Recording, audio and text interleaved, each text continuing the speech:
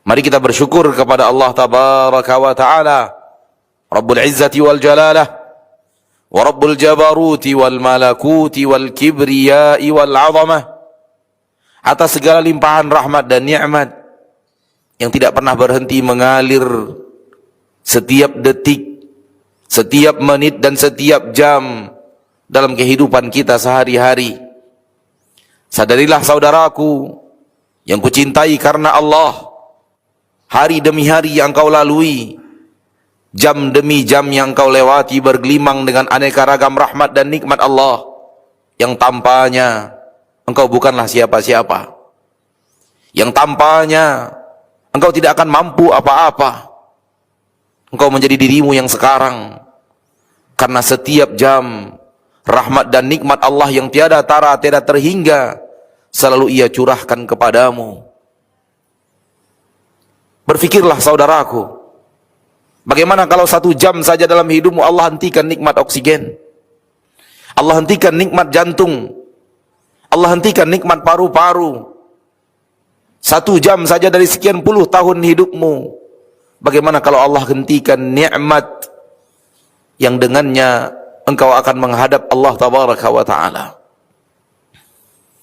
Ini menunjukkan bahwa ketergantungan kita yang luar biasa kepada rahmat dan nikmat Allah.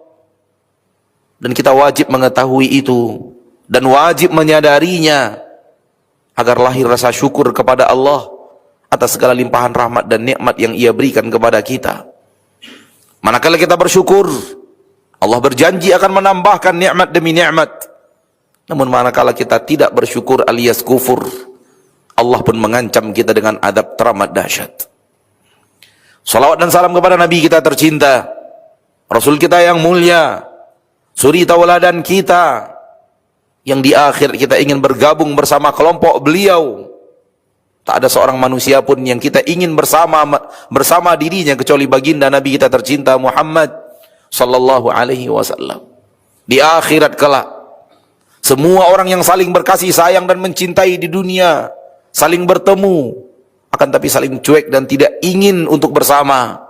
Yauma yafirrul mar'u min akhi wa ummihi wa abihi wa sahibatihi wa bani likulli imri'in minhum yawma idzin sya'nu yughni.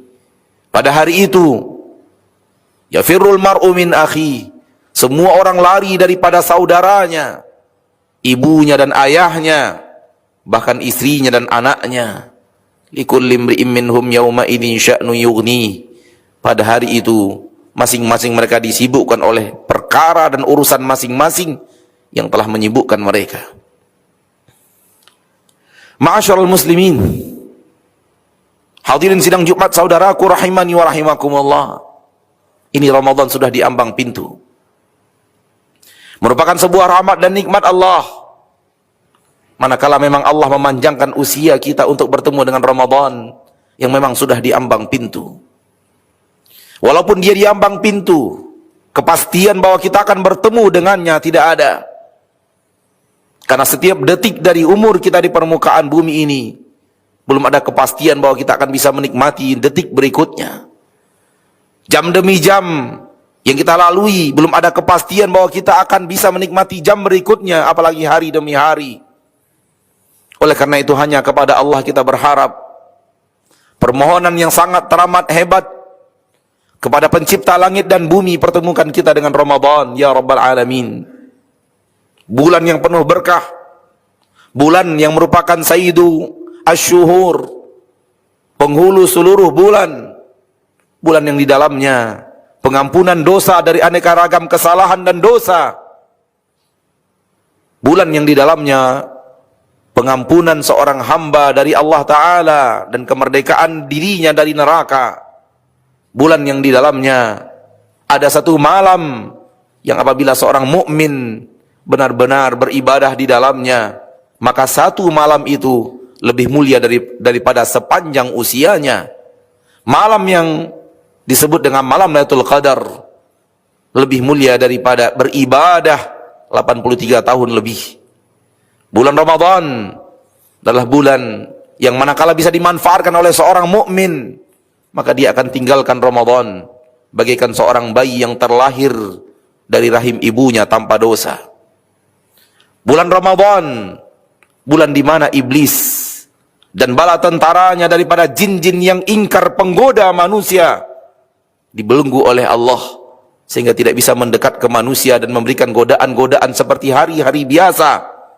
Bulan Ramadan di mana pintu-pintu surga semuanya dibuka Allah dan tidak ada satupun yang ditutup.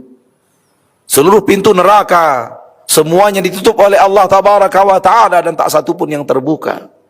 Bulan Ramadan, bulan yang setiap malamnya, kata Nabi SAW, walillahi utaqa'u minan nar, wa dhalika fi kulli laylah.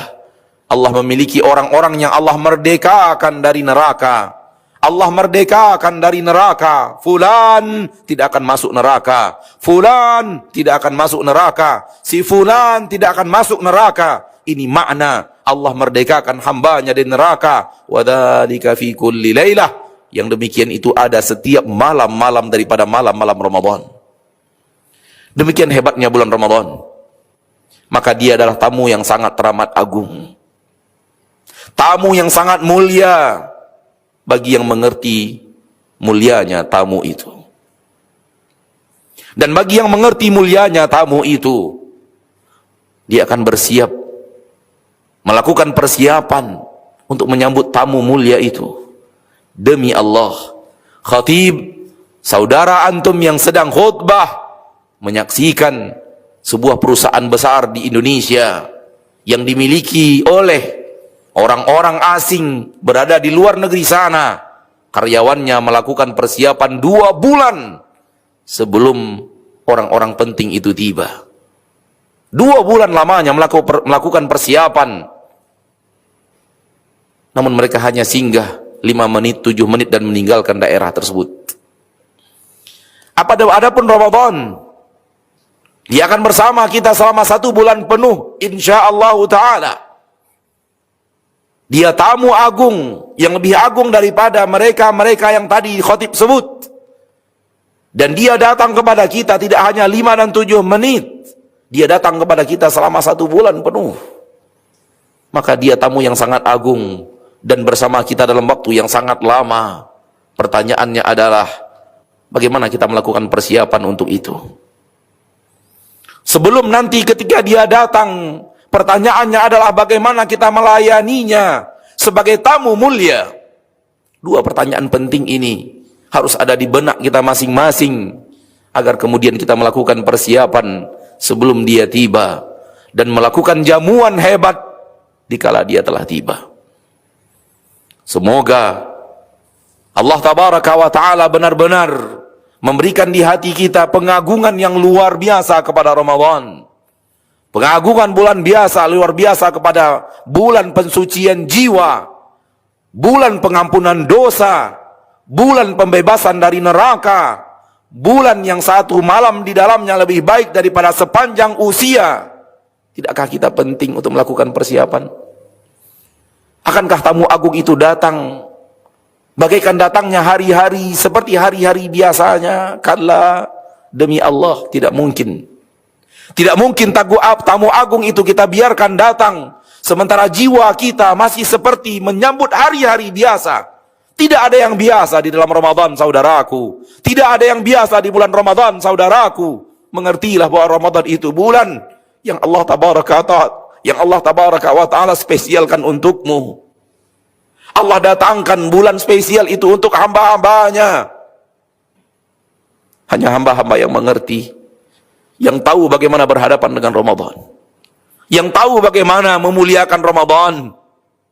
Karena di dalam Ramadan seluruh cita-citamu, di dalam Ramadan seluruh angan-anganmu, di dalam Ramadan seluruh impian hidupmu di akhirat. Oleh karena itu, hadapi dia, persiapkan untuknya, dan muliakan dia ketika dia datang kepadamu. Jangan jadikan hari-harimu sebelum Ramadan seperti hari-harimu di dalam bulan Ramadan. Sungguh engkau tidak mengerti apa itu tamu yang mulia. Sungguh engkau tidak mengerti bagaimana memuliakan tamu yang agung, yang jauh lebih agung daripada manusia manapun di permukaan bumi. Saudaraku, bukankah engkau ingin surga? Di dalam Ramadan engkau akan dapatkan surga itu. Saudaraku, bukankah engkau ingin lari dari neraka? Di dalam Ramadan Allah siapkan kesempatan untuk menghindar dari neraka itu. Saudaraku, bukankah engkau ingin dosamu dihapus Allah? Engkau tahu engkau berdosa. Engkau tahu engkau melakukan hal yang nista. Engkau tahu bahwa engkau pernah lurut di dalam dan berlumur dosa. Engkau tahu itu dan engkau ingin dosamu dihapus oleh Allah. Itulah Ramadan. Itulah Ramadan, saudaraku. Bagaimana mungkin bulan yang mulia ini tidak ada persiapan hati kita untuk menyambutnya? Maka sambutlah dia dengan jiwa yang suka. Sambutlah dia dengan doa kepada Allah agar engkau bertemu dengannya. Demi Allah, para ulama terdahulu setelah berlewat Ramadan 6 bulan lamanya atau 5 bulan lebih lamanya, mereka minta kepada Allah agar Allah terima amalan mereka di bulan Ramadan, dan 5 bulan lebih berikutnya mereka berdoa kepada Allah agar Allah pertemukan mereka dengan Ramadan. Inilah orang-orang hebat yang mengerti tamu yang hebat.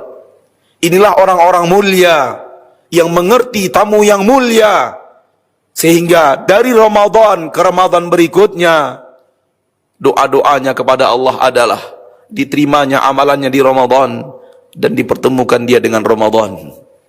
Lalu bagaimana dengan kita? Bagaimana dengan hati kita? Mari bertanya kepada hati kita masing-masing pada hari ini. Sudahkah benar-benar di dalam hati kita ini ada sukacita yang luar biasa karena sebentar lagi Ramadan akan tiba? Kalau memang belum ada sukacita itu, hendaklah kita mawas diri dan hati-hati. Boleh jadi di dalam hati itu tidak ada pemuliaan apapun kepada bulan super mulia yang dimuliakan Allah tabaraka wa taala. Di bulan Ramadan Allah wajibkan kita berpuasa, membuat syahwat kita melemah, dan dia adalah musuh internal kita. Di bulan Ramadan Allah belenggu iblis dan jin-jin yang selama ini menggoda kita, dan itu adalah musuh eksternal kita. Dua musuh yang Allah ciptakan untuk menggoda kita. Satunya sedang Allah belenggu, satunya sedang melemah karena kita berpuasa. Harusnya saatnya kita menang. Fa'tabiru ya ulil absar la'allakum tuflihun.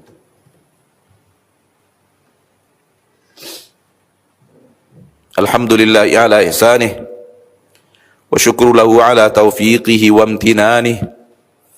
أشهد أن لا إله إلا الله وحده لا شريك له وأشهد أن محمدا عبده ورسوله الداعي إلى رضوانه اللهم صل وسلم وبارك وأنعم على عبدك ورسولك محمد وعلى آله وأصحابه ومن تبعهم بإحسان إلى يوم الدين وسلم تسليما كثيرا. عباد الله, hamba-hamba Allah, sidang Jumat rahimani wa rahimakumullah.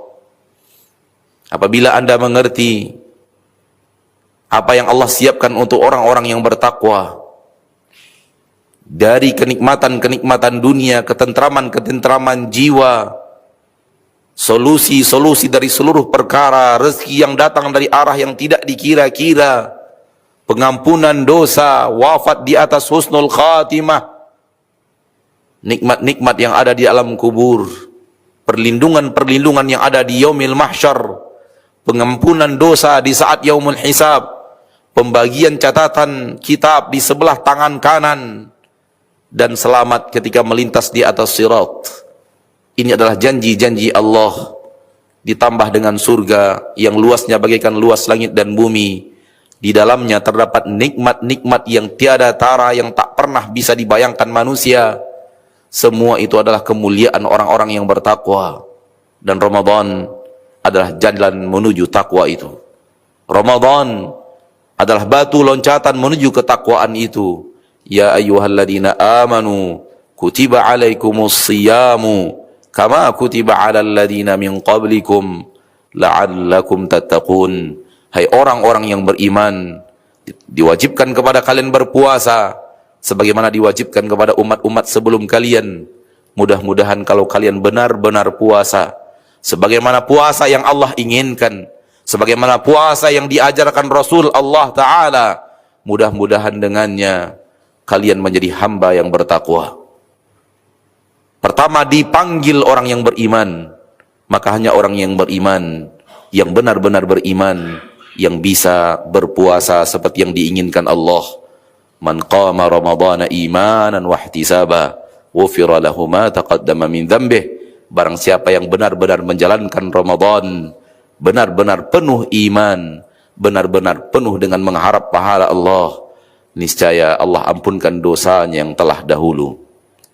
Niscaya Allah ampunkan apa yang telah berlalu daripada dosa-dosanya. Ma'asyiral muslimin, maka berpuasalah puasa orang yang beriman. Bagaimana puasa orang yang beriman? Puasa orang yang beriman tidak hanya menahan diri dari haus dan lapar, tapi menjaga seluruh anggota tubuh dari seluruh dosa yang diharamkan Allah Ta'ala. Menjaga mata dari dosa, menjaga lisan dari dosa, menjaga pendengaran dari dosa, menjaga kaki dari dosa, menjaga tangan dari dosa, menjaga hidung dari dosa, menjaga kulit dari dosa, menjaga fikiran dari dosa, dan menjaga hati dari dosa. Ketika itu terjadi, sembari menahan diri dari haus dan lapar, dari terbitnya fajar hingga matahari tenggelam, ketika itu Anda telah berpuasa, puasanya orang yang beriman. Ketika itu, semoga Allah benar-benar bariskan Anda di dalam barisan orang-orang yang bertakwa, yang mendapatkan segala yang tadi khatib sampaikan di awal khutbah yang kedua. Fa'alamu anna Allah tabaraka wa ta'ala amarakum bi amrin bada'a fihi binafsih wa thanna bi malaikatihi al-musabbihati bi qudsihi faqala jalla min qail inna Allah wa malaikatahu yusalluna 'alan nabi ya ayyuhalladhina amanu sallu alaihi wa sallimu taslima. Qala sallallahu alaihi wasallam man shalla alayya salatan sallallahu alaihi biha ashra. Allahumma salli wa sallim wa barik wa an'im ala abdika wa rasulika Muhammad wa ala alihi wa ashabihi wa man tabi'ahum bi ihsanin ila yaumiddin. Allahumma ighfir lil muslimina wal muslimat wal mu'minina wal mu'minat al ahya'i minhum wal amwat innaka sami'un qaribun mujibud da'awati ya qadiyal hajat. Rabbana zalamna anfusana wa illam taghfir lana wa tarhamna lanakunanna minal khasirin. Allahumma inna nas'alukal jannah wa ma qarraba ilayha min qawli wa amal wa na'udzu bika minan nar wa ma qarraba ilayha min qawli wa amal. Allahumma aslih lana wulata umurina. Allahumma aslih lana wulata umurina. Allahumma aslih lana wulata umurina. Allahumma la tusallit alaina bidhunubina man la yakhafuka wa la yakhshaka wa la yarhamuna. Rabbana ighfir lana wa liwalidayna warhamhuma kama rabbayana shighara. Rabbana atina fid dunya hasanah wa fil akhirati hasanah wa qina adzaban nar. Ibadallah, innallaha ya'murukum bil adli wal ihsan wa ita'i dzil qurba wa yanha 'anil fahsya'i wal munkari wal baghi ya'idzukum la'allakum tadhakkarun. Fadhkurullahal 'azimal jalila yadhkurkum washkuruhu 'ala ni'amihi yazidkum wa la dzikrullahi akbar wallahu ya'lamu ma tasna'un. Aqimus shalah.